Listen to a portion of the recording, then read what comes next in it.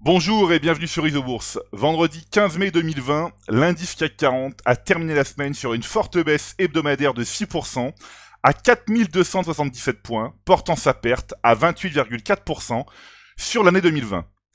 Alors les appels à la prudence et les mises en garde répétées dans les précédentes chroniques étaient justifiés au regard de la lourde rechute du CAC 40 cette semaine.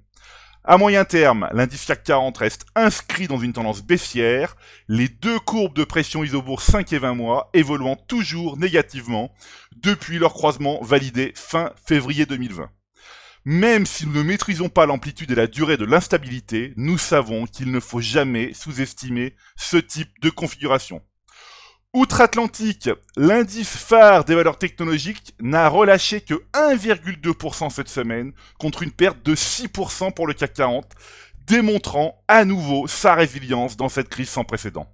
Force est de constater que les courbes de pression Isobourse 5 et 20 mois du Nasdaq Composite ont une orientation totalement opposée à celle du CAC 40.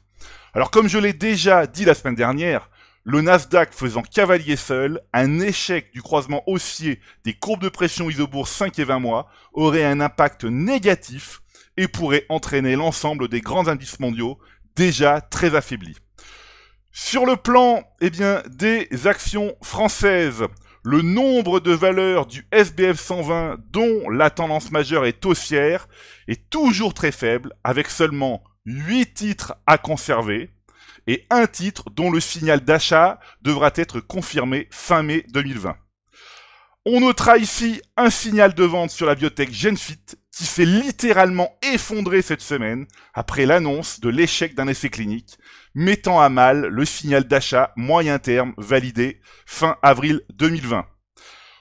Cet événement boursier permet de rappeler que les biotech sont dangereuses et coutumières de variations très extrêmes.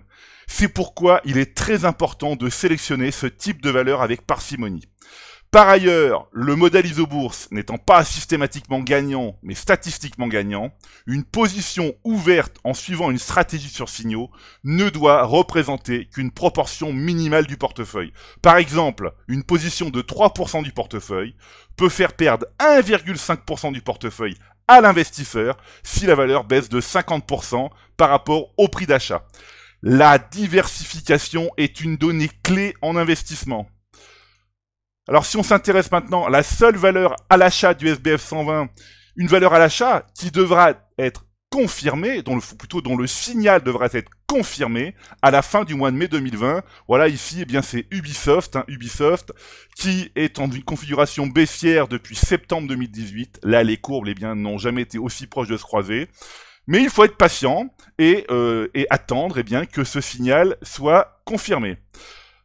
Alors, je profite de cette chronique pour annoncer une nouvelle fonctionnalité pour une aide à la décision encore plus intuitive. En effet, dans la très prochaine version premium du logiciel Isobourse, prévue d'ici fin mai 2020, le consensus multipériode permettra de cibler et visualiser d'un seul coup d'œil les opportunités sur plusieurs horizons d'investissement.